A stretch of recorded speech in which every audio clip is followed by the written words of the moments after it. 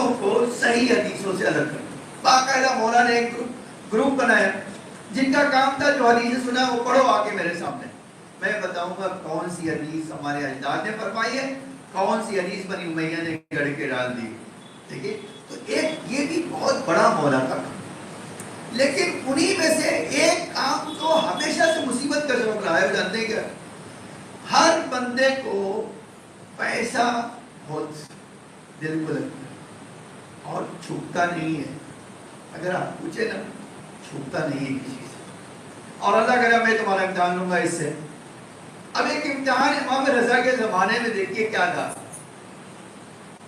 امام رضا کے زمانے میں جب مولا ولی عہد بن گئے, ظاہراً تو بن گئے, تو بڑے بڑے جو ہے مثلا شہروں سے جو بزنس مین مولا کے شیعہ بھی ہیں, شیعہ بھی ایسا تو نہیں ہے کہ وہ شیعہ نہیں, شیعہ ہیں. وہ خط لکھ کے پوچھتے تھے مولا ایک کام میرے لیے کر دی. حتیٰ بعد میں نے دیکھا کہ مولا کے سامنے آ گئے, ڈیلیگیشن آیا ہے, اسی میں سے بعد میں ہے کہ جو میں نے حدیث لکھی ہے وہ سوال کسی نے خط لکھ کے پوچھا. خط کیا تھا؟ خط یہ تھا مولا میں فلاں جگہ سے بزنس کرتا ہوں, اب آپ سے ایک اجازت چاہیے. پوچھا کیا چاہیے؟ کہا مولا مجھے خمس معاف کر دو, مجھ سے آپ خمس نہ. اچھا امام ہوتا ہے تو امام جان گئے کہ بھئی یہ جو بات ہے کہ بھئی ایک بار پیسہ نہیں دینے کو, ایک بار آپ بزنس مین آپ کے پاس. حتیٰ ہم نے ایران میں ہی یہ دیکھا تھا اور باقاعدہ مہاراجے کہتے تھے ہمارے بعض شیعہ ایسے ہیں کہ روز خمس دیتے ہیں. تو کسی نے پوچھا بھائی روز تو نہیں واجب ہوتا ہے, پورے سال میں ایک ہی بار تو واجب ہے. کیا ان کے پاس کے حساب کتاب اتنا بڑا ہے کہ وہ کہتے ہیں ہم سال میں حساب نہیں کر سکتے, روز نہیں کریں گے تو ہم دے ہی نہیں سکیں گے. اتنا زیادہ ہمارے پاس پیسے آتے ہیں کہ ہم حساب کتاب نہیں کر سکیں گے, تو آپ ہم سے ہر روز دے دیجیے. وہ ہر روز دے دیتے. دیکھیے تو ان کو کتنا پتا ہے کہ بھائی ہمارے پاس کتنا انٹری ہے اور کتنا پروفٹ ہے اور کتنا ہمارا خرچ ہے, وہ سب جانتے ہیں. اچھا آج ایسا نہیں ہے کہ ہم نہیں جانتے. آج دنیا میں جو بزنس کرتے ہیں ان کو بہت ایڈوانس طریقے سے پتا ہوتا ہے کہ بھائی ہمیں ہمارا جو بزنس چل رہا ہے اس کا کیا طریقہ کار ہوگا اور کتنا پیسہ ہوگا, پروفٹ ہوگی, کتنا نقصان ہوگا, سب خرچہ کیا ہے سب جانتے ہیں. تو ایسے لوگ بھی ہیں, لیکن ایسے لوگ بھی ہیں جو ملٹی ملینر ہیں لیکن پیسہ نہیں دینا. کیوں نہیں دینا؟ اب وہ مولا سے کہہ رہے کہ معاف کر دو. جب ہم نے کہا کہ تمہارے پیسے نہیں ہیں, تو نہیں مولا پیسہ تو ہے, معاف کر دو. امام نے اس وقت کی حدیث جو ارشاد فرمائی اب بہت عجیب حدیث ہے. اور دیکھیے دنیا میں کیا کماتا ہے یہ بہت معنی رکھتا ہے انسان, کیا لے کر جائے گا یہ بہت معنی رکھے گا. اس دنیا میں قارون جیسے بھی دولت مند تھے نہیں, بڑے بڑی سلطنتیں تھیں, بڑے بڑے حکمران تھے اور بہت پیسہ تھا ان کے پاس, لے کے کیا گئے؟ اصل مسئلہ یہ ہے کہ لے کے کیا گئے, اس دنیا کے لیے کیا بنایا انہوں نے, یہ دیکھنے کی ضرورت ہوتی ہے. اب سنیے یہ امام سے جب سوال کیا گیا تو امام نے جواب میں کیا فرمایا. راوی ہے محمد ابن زید الطبری, کتب رجل من تجار فارس من بعض موالی ابی الحسن الرضا علیہ السلام.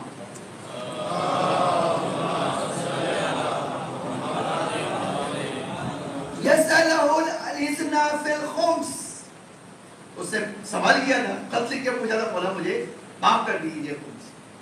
فکتب الیہ بسم اللہ الرحمن الرحیم ان اللہ واسع کریم. دیکھو اللہ بہت زیادہ دولت دینے والا ہے اور بغیر مانگے بھی دینے والا ہے. اللہ بہت کریم ہے. اس کے بعد فرمایا زمنا علی العمل الثواب, اور یاد رکھو اللہ گارنٹی فراہم کرتا ہے کب؟ جب تم کرو گے کچھ تو ثواب دے گا.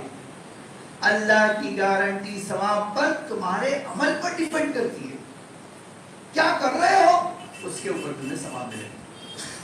اس کے بعد فرمایا وَعَلَى الذِّقِ الْحَمْدِ, اور اگر کچھ نہیں کرو گے تو ایک عجیب چیز مولا نے کہی کہ تمہاری زندگی میں افسردگی آئے گی. آج آپ دیکھ لیجئے سب ہے سنتا ہے؟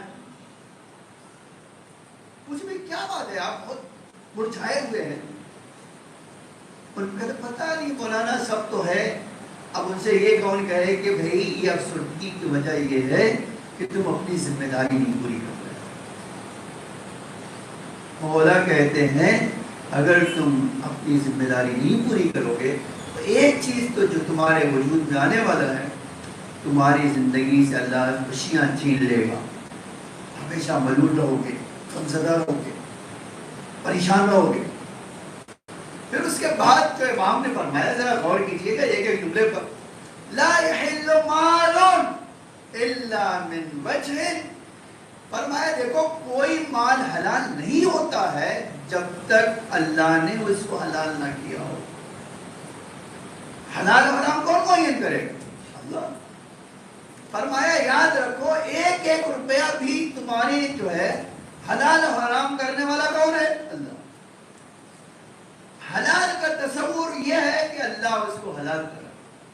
ٹھیک ہے، اس کے بعد والا سنیے. اور اس کے بعد فرمایا ان الخمس عوننا علی دیننا. اللہ نے یہ جو تمہارے مال میں خمس رکھا ہے تاکہ اس کے ذریعے سے اللہ کے دین، اللہ اپنے دین کی مدد کر سکے. دوسرا کیا کام ہے؟ وعلی عیالنا، اور ہم اہل بیت کے لیے یہ قرار دیا گیا. والا موالینا، اور اسی خمس سے ہم اپنے شینوں کی مدد کرتے ہیں.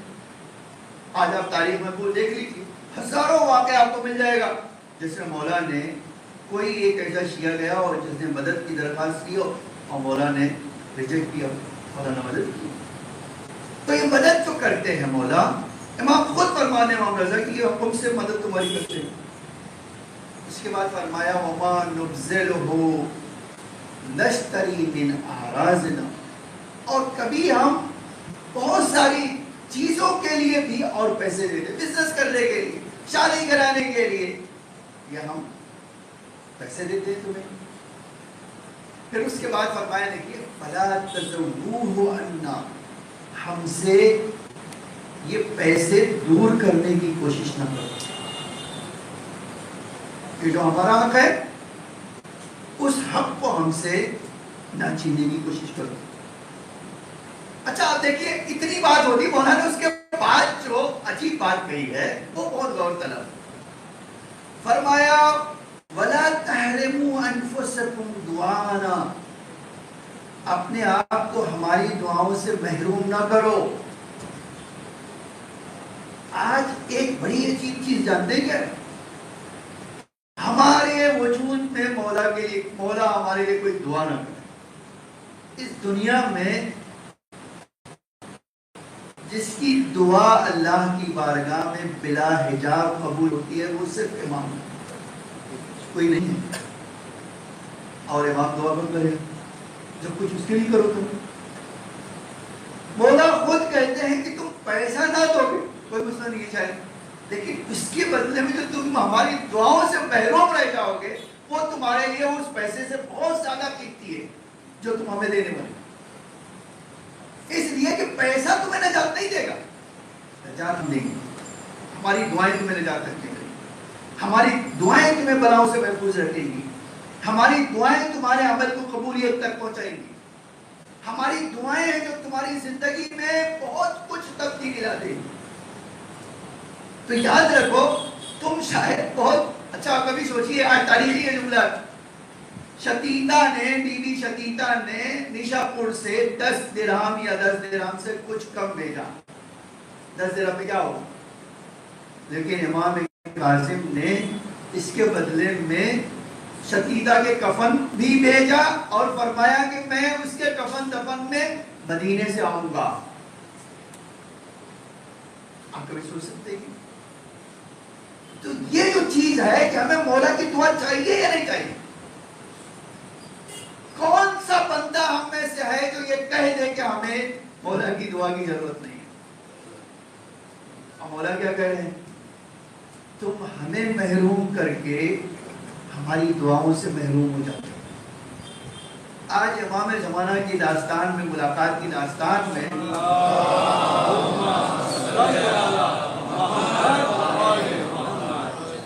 مفاتیح الجنان میں شیخ عباس قمی نے ایک واقعہ لکھا، حاج حسین بغدادی کا، پڑھیے اسی مفاتیح میں، آج بہت مفاتیح تو ہر زمان میں تقریباً ترجمہ ہو گئی۔ مجھ سے مولا کی جو ملاقات ہوئی ہے محمد حسین بغدادی سے، امام نے خود جو ہے اپنی طرف سے ان سے کہا کہ محمد حسین تم ہماری دعاؤں میں شامل ہو۔ مولا وہ دعا فرمایا اس لیے کہ میں جان رہا ہوں ابھی تم میرے وکلا کو میرا خمس دے کر آ رہے ہو۔ نام لیا پھر مولا نے، ہم نے اتنا پیسہ فلاں کو دیا۔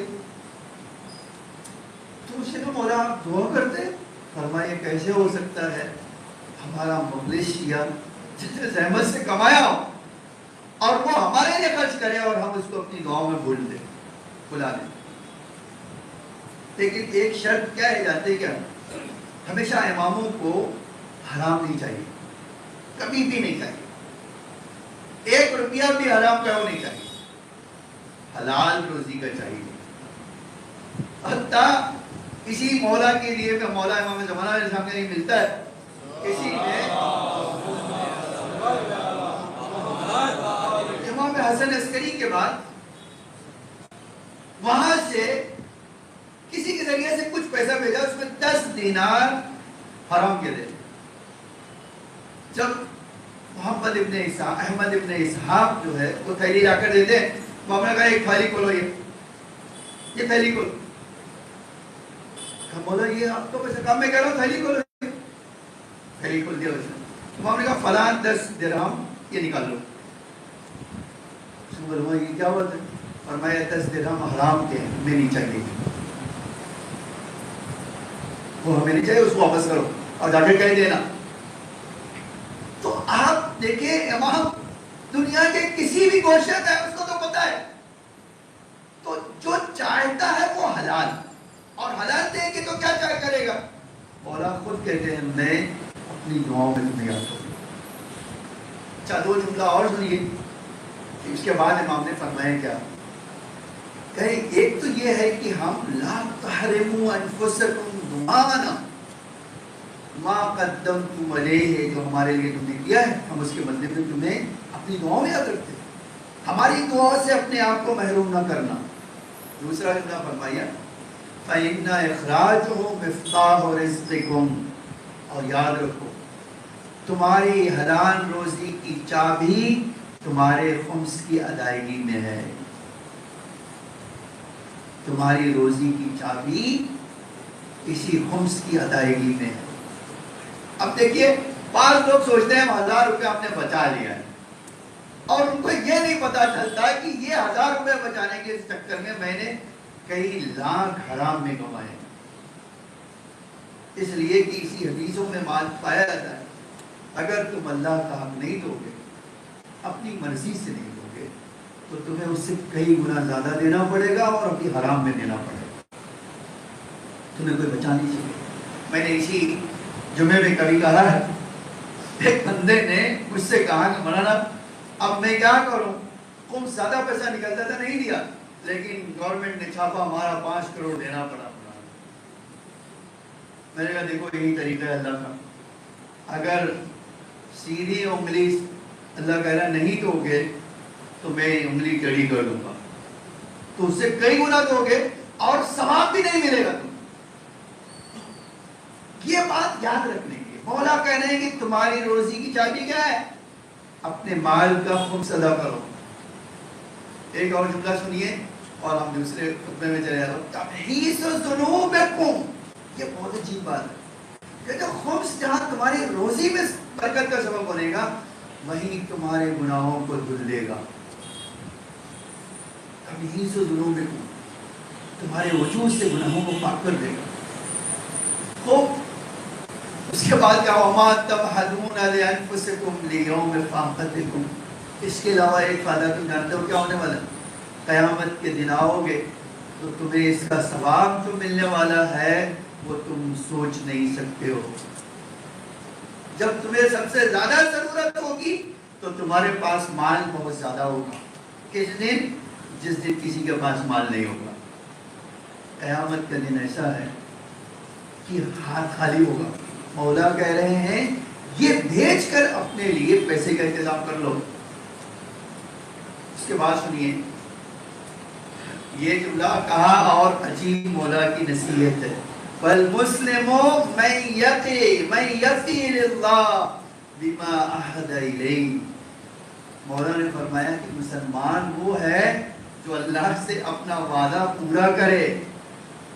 تم نے یہ وعدہ کیا ہے کہ اللہ کے حکم پر عمل کرو گے تو اس وعدے کو پورا کرو. وَلَيْسَ الْمُسْلِمُ مَنْ أَجَابَ بِاللِّسَانِ. اور مسلمان وہ نہیں ہے جو صرف زبان سے تو کہے کہ سب کروں گا اور دل اور اس کا وجود عمل سے خالی ہو. دیکھیے وَخَالَفَ بِالْقَلْبِ. اور اس کا دل انکاری ہو. سمجھ اگر ہاں ہاں تم تو کروں گا نا, لیکن جب کرنے کا موقع آتا ہے تو نہیں کرتا. تمام نے یہ جواب لکھنے کے بعد بس سلام کر دیا اور بات ختم ہو گئی. یہ نصیحتیں جو ہے آج آپ جانتے ہیں دنیا میں سب سے مضبوط مالی سسٹم جو ہے کیا شیعوں کے بعد. لیکن آپ دیکھیں کیا آپ کہہ سکتے ہیں ہماری قوم میں کوئی محتاج نہیں ہے, فقیر نہیں ہے, درد مند نہیں ہے, پریشان نہیں ہے.